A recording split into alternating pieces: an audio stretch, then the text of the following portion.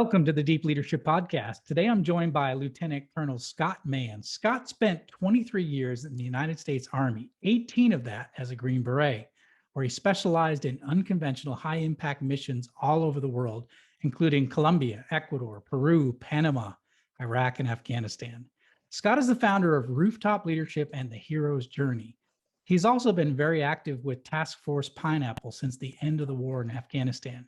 He has a new documentary coming out called Last Out, Elegy of a Green Beret, with the purpose of helping Afghanistan veterans heal from the wounds of war.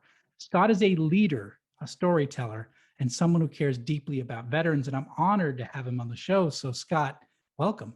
Hey, John. Thanks for having me. Well, it's an honor to have you here. And, we met. I was on the Armed Forces Brewing Company podcast, at which you were the interviewer. So I was on the other side of the table, and I'm really, as soon as I met you, I said, well, I've got to have you on my show. So it's an honor to have you, sir. Thanks. You know, the cool thing was, and I felt the same way. I felt like it was just a conversation between two old friends, and those were the best ones. Absolutely. I agree 100%. That was a fun podcast, and people should check that out. And if you're on my feed, you'll see it. That's out there on our website. But let's talk about your story, because I think it's really interesting, and there's a lot to talk about. But I wanted to just kind of go back to the beginning. How did you end up deciding to join the Army, and how did you end up becoming a Green Beret? Was that a passion from your youth, or is it something that kind of developed over time that you wanted to go in that direction? You know, it was a passion from my youth, John. I grew up in a little logging town in Mount Ida, Arkansas. We didn't even have a stoplight in that little town. And I was a runt of a kid, really just kind of didn't fit in anywhere. And one day a Green Beret walked into our soda shop in town and ended up sitting down and talking with me.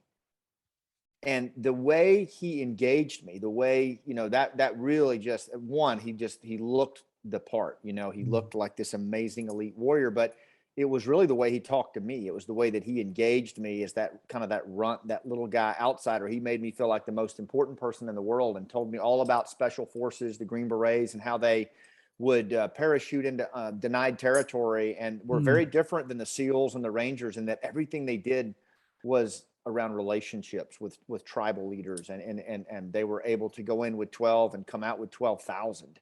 And I just was enamored by that and the way he engaged me. And I thought, man, if I could do that, that would be everything. So at 14, I decided to become a Green Beret, and it never changed for me. Wow. Yeah, your story is very similar to my story. Is that about the same age I decided that I wanted to be a submarine officer. That was it. But it's a long journey to go from 14 years old to become a Green Beret. So it is. Yeah. And you have to cut through all of those things that you think it is based on what you read and see, and then life has other plans for you when you get exposed to it. Yeah. But you did it. You had a long career in the Army, and in fact, what I want to talk to you about, one thing, just, this being a leadership podcast, you spent time in Afghanistan in a leadership role, and it definitely formed a lot of who you are today from that experience. Tell us a little bit, give us some insight of what is it like to be a leader in a situation like that, a wartime, you're in a life and death situation. You're leading men and probably women, I don't know, but definitely men in combat situations. What is it like to be in a leadership position, and how does that affect you as yourself personally? I always joke and say that I always felt like I was out over my skis. If you use a ski jump metaphor, I feel like I was way out in front of my skis all the time. And it was not a feeling of being completely out of control, but just a feeling that I was always up against something that was bigger than me. And I was always, there was always that tinge of doubt or reluctance that I was up to the task, that I was the right person. I'd love to sit here and say with my hands on my hips that it was everything I trained for, but it wasn't. I often felt, I would say I constantly felt like I was dealing with resistance and reluctance as I led. It was never an end zone dance or, just a breeze or a coast. It was always a grind. I go all the way back to, just going through special forces school and Ranger school, I failed every school I ever went to because I was such a runt, and I had to do them multiple times. And it was really, it was just that kind of persistence to hang on and stay in the game. And, I guess I did okay, but I never felt like I was exactly where I needed to be. I always felt like I was just grinding, and in a good way. But it was just, leading in combat's hard, and it's as you know, leading men and women in those kinds of situations, whether you're under the sea or in a firefight, there's no room for error, and Right. so that's Right. always a little bit of reluctance kind of tugging at you.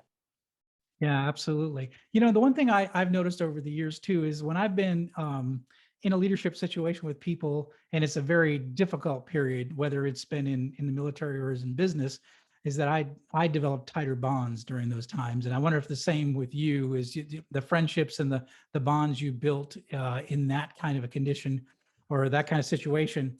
Were they, are these friends that you have for life now because Yeah. you've been through that time together?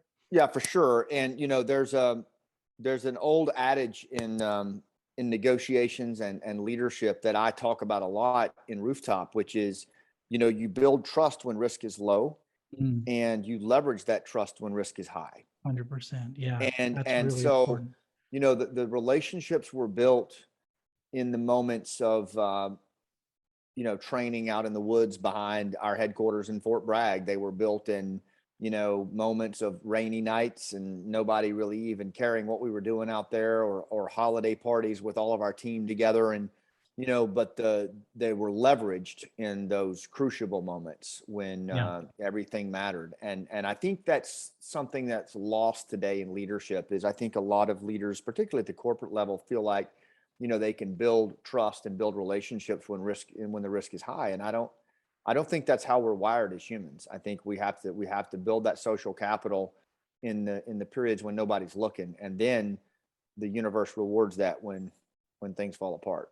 Yeah, absolutely. I think that's a good point. I've never thought of it that way, but I think it's really true. And my experience is when we had good relations and then, everything hit the fan, that's when we stepped up and we built this tight bond, as a team because we were being tested. And it wasn't just me being tested, it was us being tested, the team being tested. That's right. And I think that's when we for me, at least my experience, we built tighter bonds during the tough times. And those tough For times sure. are really, really important to build those tight bonds and those relationships. So Yeah, I mean, struggle is, Daniel Coyle in his book, The Little Book of Talent, he says that struggle is a biological necessity. mm, And I think that's absolutely right. We are creatures of struggle, as humans. That's just part of the human condition. Sebastian Junger calls it a community of sufferers. yeah, But the military figured out long ago that if you want to build strong teams, elite teams, and forge bonds, you do it in shared struggle. mm, And it's astounding to me today how, and that's why I love your deep leadership approach, how so many leaders, they try to drum struggle out of the equation. Like we yeah. try to dilute it or homogenize it, when in reality, we should just stand on it and invoke it as part of what we do. And Yeah. it's really where I think people find you the most relatable. Yeah, absolutely. I think, it's the hero's journey, right? So, 100%. every book, every, movie has got the hero that goes through some sort of trial. And because of that trial, they change, something about a character changes, and then they come out at the end a different person. It's a And necessity. we are attracted to those heroes that go through those We trials are, and those tribulations. And because, if you but haven't been there, I don't think you're not as unique a person. I think that you're absolutely right. And the irony is, we've all been there. The difference is, some people try to make others feel like they haven't been. Mm, They try to show up with 5 easy ways to be great like me. And yeah. it's unwatchable. The Yeah. reason, we're social creatures as humans. So we're always looking for who we can connect to, who's relatable. Well, the person that's most relatable is that leader who's generous with her scars, who takes Mm, her struggle and repurposes it in the service of others, and says, that mistake we just made, I made a similar mistake, when I was your age, and it was this. And it's not that we tolerate or accept failure or mistakes, but we recognize that struggle, it's part of that human condition. And it's actually where, if leaders will invoke it and let it be part of who they are, people will choose you. I mean, in storytelling, no struggle, no story. In Yeah. Yeah. fact, Dr. Kendall Haven says that nowadays, if you omit struggle from your story, your listeners will actually turn on you. They'll become like narrative insurgents to what you're saying. They Mm. resent it. Struggle it's essential. Yeah. Yeah. Interesting. Well, you got out of the military, and everybody does different things when they get out of the military. Some go work in corporations. You decided to start a business with Rooftop Leadership, and then you as well started the Hero's Journey, and both had very distinct, different purposes. So maybe explain a little bit about why you went in that direction right after you get out of the military. Yeah, I mean, like anything else, a lot of it was life. Was what happens when you're making other plans, Right. But Right. I did know that for me, I wanted more than anything else. I wanted to take the lessons that I had learned, particularly about human connection, Mm. into the realm of leadership. Because as I came home from service, John, I noticed that a lot of the trust gaps that existed in tribal Afghanistan were now in the United States. I mean, Yeah. and I thought, well, this is pretty new. I mean, we haven't always had this kind of distrust in our country. Um, it seems to be getting worse. What if I could take the lessons I learned about how to go into a village that's trust depleted and make a connection in 5 minutes or less, and share those lessons? Help people move that needle from instinct to skill. And we would help different leaders go from hiding in their homes to going up on rooftops and fighting back, and that of their own free will. And that's where rooftop leadership came from. Okay. Was inspiring people to take action out of their own free will, based on relationships and social capital, and building that trust down in the fields when risk is low, leveraging it when risk was high. And then on the nonprofit side, I had a very, very bad transition. I almost took my own life, and it was really a mentor on the civilian side who showed me the power of storytelling as a way to validate and heal my journey. And so I fell in love with storytelling. I believe it's the greatest transition asset for veterans. And so I wanted, and I started studying it, and that's what I study and teach, is the primary form of human connection is narrative competence.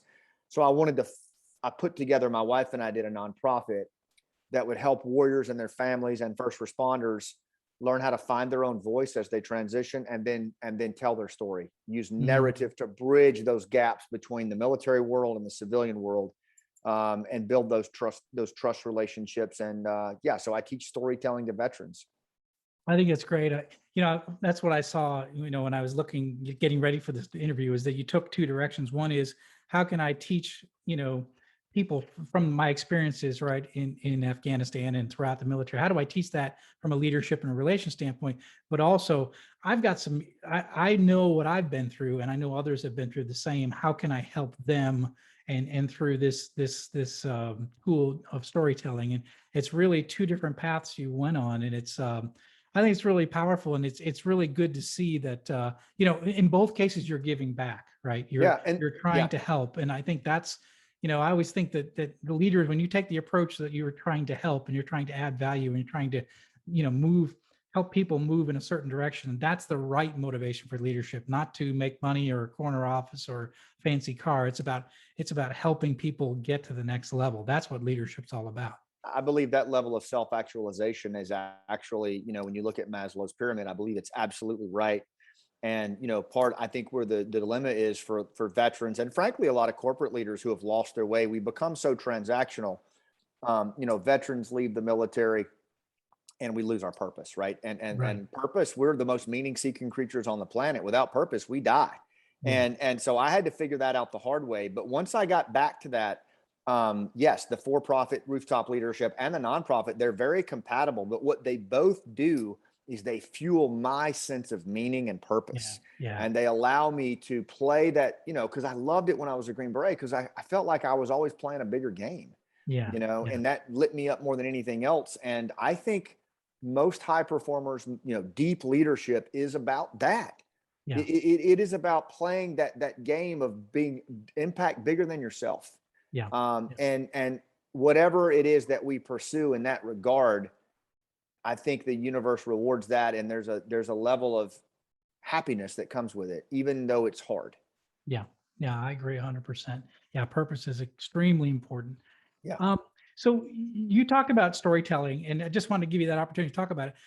Why are stories so important? Why do they resonate so well? Why are they so effective in healing, so effective in leading? I know as a leader, I tell stories all the time to just let people visualize where we're headed or why we're headed. So tell us Yeah. about storytelling. Why is it so unique, and why do you think it captured you so much? Yeah, so I have to teach storytelling to a lot of left brainers, whether it's Navy SEALs or whether it's bankers or engineers. Like a lot of people, they hear a story and they're like, whoa, whoa, whoa, and we're in the world of PowerPoint, where David Phillips' research shows that 90% of what you show in a PowerPoint presentation is forgotten within 30 seconds of thank you for Yeah. your time. And the reason is because it engages working memory. So the reason that storytelling is so important, and I've worked on the neuroscience side of it for a long time, is first of all, stories have been around for 70,000 years, right? We've been telling stories for 60,000 years longer than we've had coded language.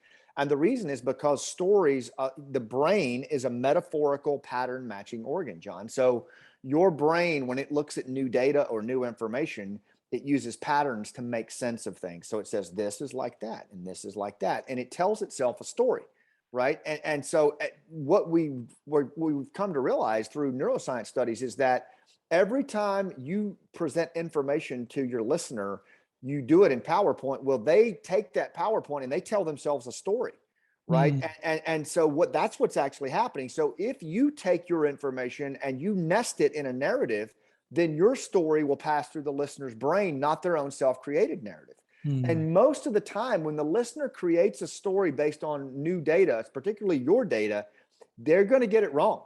And they're going to be somewhat agitated that they had to do it. But if you put it in a story, the brain is wired to receive it that way. And so the guard comes down, it accelerates trust. Oxytocin is emitted, the trustworthiness molecule. And all of a sudden, you now have a trust accelerant. That's like when we see a TEDx speaker who really tells a story in a compelling way, everybody in the room stands up at the same time. They're literally synchronized, and they've gone on that journey with the storyteller. Storytelling enables, so if I tell a story about my dad's cancer, you might listen to that story and locate yourself in it and actually be thinking about another family member's cancer that you went through or your own battle with cancer. And it's like autobiographical listening. What was my experience now becomes your lived experience without you experiencing the physical pain. And that's the key. In this modern age, storytelling still hits all of the emotions. We remember it in long-term memory. And most of all, we feel as if we lived the experience ourselves. And that creates reciprocity and connection. Yeah, no, that's powerful. I did watch your TEDx speech that you did, and I can tell you I got emotional through that. And Sure. you the way it was delivered, the way you told the stories in that TEDx talk, it was very emotional for me, not having done what you have done, right? Not having served in a combat zone like that, like you did. But I definitely, just the relationships that I had with my buddies, in the Navy and what have you. And I felt that, I felt that tug. So it's definitely connected with me. And I think you're right. I put myself in that story. It was your story, but I put myself in that story. Like what would have been like if I had lost, someone very close to me. And that's what we do on 9/11. That's what we do. We autobiographically listen. That's why it's so important for veterans, or if you're going into a new arena where you have to establish trust. The one of the keys is about storytelling is to remember that what's personal is universal, right? So if you talk about something that's personal to you and you allow yourself to go into that place and you tell it with that level of commitment, even though the other person may not have any experience with it, they feel as if they lived it. And that is to me, the miracle of storytelling. That's why in these modern times of disconnection and the rat race, the storyteller is going to own the room every time with clients, with their people, and with their kids, because it's what we're wired for. But nobody Mm. does it anymore. Yeah, I know you're right. I think it's really powerful. One thing you mentioned in the TEDx talk, and I want to touch base on a little bit, is you Sure. talked about scars and the Yeah. importance of scars and how scars help us heal. But it also, I don't know, tell us a little bit about the importance of scars in our journey. Yeah, that talk is called The Generosity of Scars, and it's really done, it's really had a lot of impact, and it's based around my near miss with suicide and terrible transition, and then the repurposing of that struggle to serve other people. And I call, the dictionary defines scars, as a mark on the skin, right? But I define a scar as a mark on the soul. In a lot of cases, it's the things that we experience that scuff us up. They're the struggles. They're the things that we go through, and maybe we don't want to tell other people about, or maybe we, the biggest ones are we don't want to tell ourselves. Those are, those traumas, those struggles that we go through have immense value with other people. And if we are willing to repurpose those struggles through narrative, through generosity, what it can enable for other people. Like, for example, my battle with suicide and depression and post-traumatic stress has helped a lot of people. When I tell that story, it's not easy to tell it, but they locate themselves in the story, and they realize they're not alone, and they realize that there's someone else who relates to them, and they realize that there is another path for them. And through my pain, they're able to find a path for themselves as if they lived it themselves, and maybe they have. So that's what I mean by the generosity of scars. And in these times that we live in, everybody's all about me, and the transaction and materialism. I believe the leaders who are generous with their scars, who share their stories of struggle in a way that serves the listener, are the ones that are the most relatable and the most relevant. And they're the ones people are going to follow. Mm. Yeah, that's really powerful. That's, and again, going back to what we were talking about earlier, is that you're a more interesting and more relatable person when you have scars, and people know your scars. You're not this perfect, everything I've ever done has been perfect and I'm the perfect leader. I'm the, because people don't trust that, They don't, John. And in this digital world where everything is screen time and a representation of the natural world, look at it. By representation, I mean people actually doctor up their image on the screen. They take selfies. Like, that's not normal. Like, that's not a natural way of human behavior. We've come up with this represented reality, and deep down we know it's false. We know it's wrong. So when a storyteller gets in front of us, and most humans have an attention span of like 8 seconds these days, that storyteller will hold the room, and they'll hold it for as long as they need to, even on a Zoom call. Yeah. Yeah. No, I think that's so true. Yeah. When you're hearing a good story, time just you stand still. You're in a story, and You know why that is? the moment. So what the reason for that is, we actually go into a trance-like state. Wow. Humans go into trances all the time. We go into a trance when we're angry. We go into a trance when we're afraid, because the body has to move energy to react to a threat. So so we go into a trance, and the sympathetic nervous system takes over. Well, we also go into a trance when we hear a story, because we literally transfer imagery, right? And so we're in a trance as that movie from the other party's playing in our head. And that's why I'm like, learning how to be a storyteller, like a primal tribal storyteller, to me is the most competitive advantage you can have as a leader. That's really good. Well, good. I guess I touched on some things with my last book, because there's like 53, 55 stories in that book. So all to try to illustrate different points, but that's it. Yeah. But it's all to try to get people's attention, because, if you just go through a bullet point of, here's, good leaders should do X, Y, and Z, people don't understand, or they're not that interested in it. Right. I mean, it's just, they've seen the same thing over and over again. But if you pull them into a story where those lessons are in that story, they're more likely to remember them when it's all done. 100% right. Yeah. Yeah. Interesting. Since I have you here on the call, I just have to ask about, and it's not quite related to leadership and all that you've done, but before we get into talking about the documentary, I just want to talk about Task Force Pineapple. I think it's very interesting that you're part of that. And I've heard, I guess maybe the connection, the communities I'm connected with, I've heard bits and pieces about what's happening. And essentially, what is Task Force Pineapple? What are you guys trying to do with that? So, believe it or not, I stood that up. It started with, and it does affect deep leadership, and it gets back to that reluctant leadership that we talked about. I spent 9 years trying to put this war behind me after I retired. I certainly didn't want to be around the government anymore. I left pretty disgusted with how the government operated and with what we were doing in the war. In fact, when you watch my film Last Out, our film Last Out, that's coming out on Veterans Day, you will think that we actually produced that film after Afghanistan fell, because it is truly life imitating art. But we didn't. We just saw what was coming. And so I didn't, when Afghanistan started to collapse, I was sickened by it. I was upset by it, but I didn't want to get involved anymore. I just thought, well, that was a ride. But it was one friend of mine, a commando named Nazam, who was in duress and who texted me and said, brother, I'm not afraid to die. Just don't let me die alone.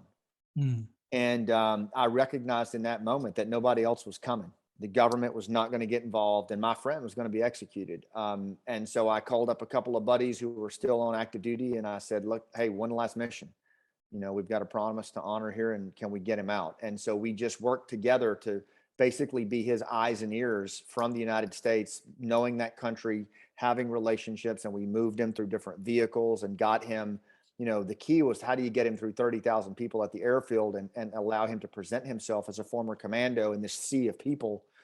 And that's what we did. And right at the gate, the Marines told him, we called someone on the inside who gave authorization, and they said, tell him to say pineapple. So we were screaming that over the phone as his phone was about to run out of juice, and we were about to lose him. And he said pineapple, and he got through, and the pineapple memes started flying all over our little signal chat room of 5 people. And Task Force Pineapple was born out of that. And so from that, we used the same process to help close to 700 people get through the perimeter and onto freedom here in the United States. Well, thank you for being a part of that. Thank you for doing that. I think I don't know if you know Mike Simpson. He's was a Green Beret, did some time in Afghanistan. He's a medical doctor, but I had him on the podcast shortly after Afghanistan fell, and just hearing his perspective from a leadership perspective and kind of the failure of leadership. And I think even though that's not my war, I as a veteran, I just was sickened by, the decisions that were made at the end. And so I'm glad, all I can say is I'm glad there's guys like you out there that are able to help where you can. And I certainly I appreciate it as an American. I appreciate what you're doing. I wish I wish the government was helping more. I do too. I do think, though, it's a harbinger of things to come, and potentially in a good way, John, in the sense that, Robert Putnam in his book Bowling Alone talks about a time in the early 1900s when everything was falling apart, and no leadership was there. It seemed at the formal level, and a couple of drunks in Akron, Ohio, Dr. Bob and Bill W. looked at each other and said, you know what, nobody's coming. Let's have a meeting. And they started Alcoholics Anonymous, of which I've been a member for 20 years. And it got me sober all these years later, millions others, the Rotary Club, the Shriners Club, the NAACP, all started during that period with that kind of movement. I believe personally that Pineapple, Team America, Task Force Dunkirk, those were the first shots across the bow of the 21st century event, similar to what I just described with Putnam's book. I think that we need leaders who look around and go, okay, nobody's coming. You know what? I'm going to do this. I'm going to do this. And I think we're on the edge of it. And I'm actually excited about it, because I think it's time to fire a whole bunch of leaders. Good. No, I'm glad to hear that. I feel the same way too. So so let's talk about the documentary, which was a play and now is being put into a movie, and that's what I want to talk about. It's called Last Out: Elegy of a Green Beret. Tell us about it. Its origins, and now what's going to happen here on Veterans Day this year. Yeah, it's been a project near and dear to my heart, John, for probably over 5 years now. I've never, I had no intention of becoming a playwright or an actor. It's like the ultimate midlife crisis. But, you know, I had tried speaking from the stage. I had written a book about Afghanistan called Game Changers. I'd been on the news talking about it. And nothing seemed to me to get across to the American people that we were in the longest war in history, that less than 1% of our population was continuing to go over and over again. The movies didn't really cover it. They were all about the first in. Nobody was talking about the last out, the men and the women who go over day after day, month after month, year after year. And I wanted to show that, especially as my oldest son told me he wanted to become a Green Beret. And I thought, man, most of the people in this country don't even know we're at war. What's going to happen with my son when he goes over to fight a war that I didn't finish? Yeah. You know, what's that going to be like? And so several of my mentors had written plays and said, you should write a play because telling it from the stage will allow them to experience it at an emotional level and feel, you know, through storytelling, what Danny, the main character, the Green Beret fighting the longest war in history, feels, what his wife Lynn and his son Caden feels, the military family who never has a voice. So I just started moving the pen. My wife helped me write it. We found an all veteran cast to perform it, and we took it on the road in 2019 to 16 cities. It was on Tom Brokaw, Good Morning America. We did 250 PTS interventions in the lobbies and the talkbacks afterwards with our counselors.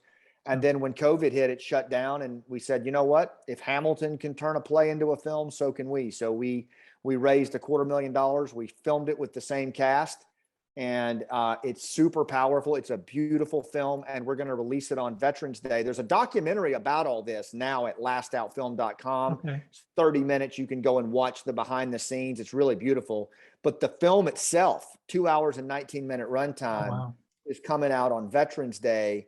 And if you could go to lastoutfilm.com right now, you can sign up and it's free. But if you are wondering about what happened in Afghanistan, if you want to get beyond thank you for your service after 20 years with our veterans, or if you were a veteran who served or a military family member, you got to watch the film. Like it is the most realistic presentation of war through storytelling I think ever done. And it's just powerful. And we need to, our goal is 100,000 views this Veterans Day, and 1 million views in 2022. And right now the country's hurting, John, from this collapse in Afghanistan, and storytelling calms the nervous system. It heals the heart, and it brings us together. And this story about Afghanistan, a story of letting go, a story of hope. I think it's time for it, and I hope people will watch it. Yeah, that's really exciting. I am looking forward to it. I have been on the website. I've signed up, so I'm excited to see it. I've watched a little bit of the documentary, the making of it, and it's really powerful. And I just encourage everyone listening in to take a look at that, because this is, as you say, we need to heal as a nation. I mean, there's lessons from Vietnam that that we didn't really quite learn as a country, and let's not repeat some of the things that happened to those veterans as they came home, right? We have to 100%. understand, even though I wasn't in your shoes, I didn't serve in Afghanistan, but I want to be there for the people that did, right? And so I think this film is going to help us understand it better and be able to relate to the people, because we weren't there. We didn't experience what you experienced, right? So how do we take those lessons from these stories and help us to be able to relate to the people that have gone through it? Because I have Afghanistan veterans working for me at my company. So we talk about it all day long. And he's a Marine, and we talk a lot of us. I tend to know a little bit more than most, but still I wasn't there. So I think this is a great way to be able to show people that weren't there, to get them to connect better with your story and the story of, hundreds and hundreds of veterans who served in that long war. I think it'll make a real difference. And like to your employee who's a Marine, I hope he watches it, because I think he'll locate himself in that story. The protagonist is a Green Beret, but every warrior and family member will locate themselves in this story. And like you said, it makes it relatable, and it brings us together around a really hard topic right now. And I guarantee you, once you watch it, you'll understand why so many veterans ran into the breach to cover what the government wouldn't do. It's so clear. I mean, it is literally life imitating art. Yep. No, I can definitely see that. So how can people find out more about the film and your company, you in general? Yeah, thanks, John. Well, the film, lastoutfilm.com. And you can go there. You can watch. I strongly recommend watching the documentary. It'll bring you in and get you so emotionally invested you won't be able to wait until the film comes out. And you can enroll to watch the film there.